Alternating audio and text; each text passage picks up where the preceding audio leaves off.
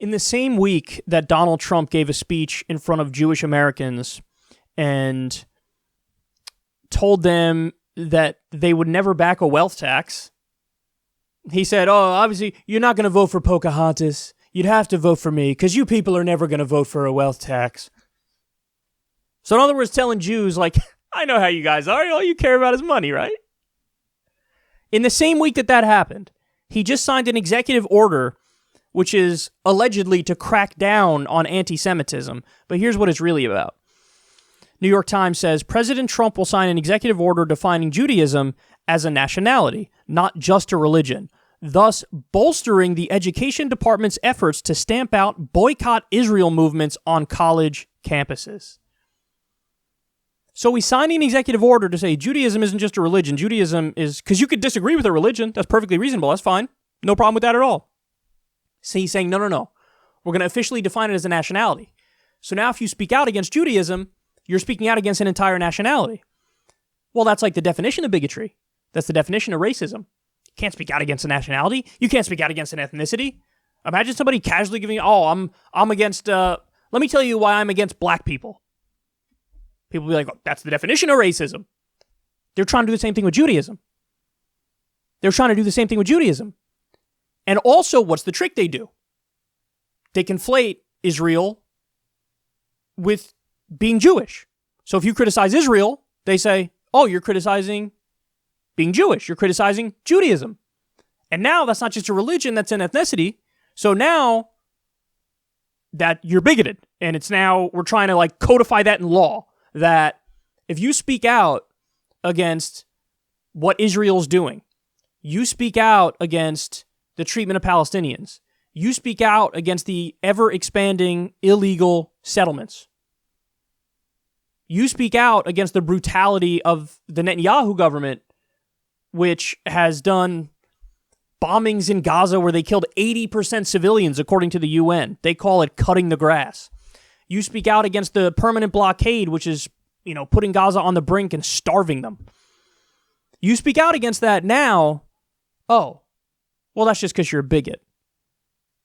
The same people who scream about how the left always weaponizes identity politics, that's exactly what they're doing here.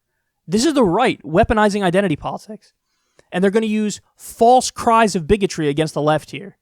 When the left says, I support BDS because I want to bring about Palestinian human rights and freedom and dignity, they're going to say, no, you can't. That's an anti-Semitic position. And now we're trying to make that law that, Judaism is a nationality, so if you criticize the nationality, that's bigoted, that's racist, and we're not going to allow that. So this is literally, from the people who scream about free speech all the time, this is a crackdown on freedom of speech. That's what this is. This is a crackdown on the First Amendment.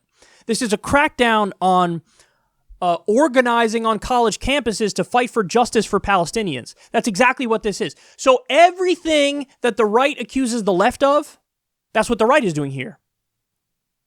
False cries of bigotry and an anti-free speech crackdown. They're embracing all the qualities they say they hate. You want to know why? Because they don't really believe in these things. They don't have principles. It's all about power. We're on the side of Israel, so we are going to try to crush dissent. Come hell or high water. That's why when there was hurricane relief in Houston, people had to promise never to agree to a boycott of Israel movement. In order to get hurricane relief money, you had to say, I agree, I'll never boycott Israel. In the United States of America, we have freedom of speech. You're allowed to criticize your own government in as rigid and ruthless terms as you want. But when it comes to criticizing the Israeli government, no, you went too far. This is unfathomable, man. Unfathomable. And this is on top of all the states which have anti-BDS pieces of legislation. And by the way, repeatedly now, courts have slapped down these anti-BDS laws. Because they say you can't, that's not a thing. We have the First Amendment. You can't do it. You can't single people out for political speech. That's exactly what Trump is doing here. Trump is actively hostile to the First Amendment. Whether it's when he says we should open up our libel laws, as he said repeatedly, whether it's him, going after the media and insisting he would de-license people for criticizing him too strongly, deeply against the First Amendment, and now this. The cynical weaponization of identity politics to stifle dissent, genuine, legitimate dissent against a government which is acting ruthlessly against Palestinians, is as loathsome as it gets.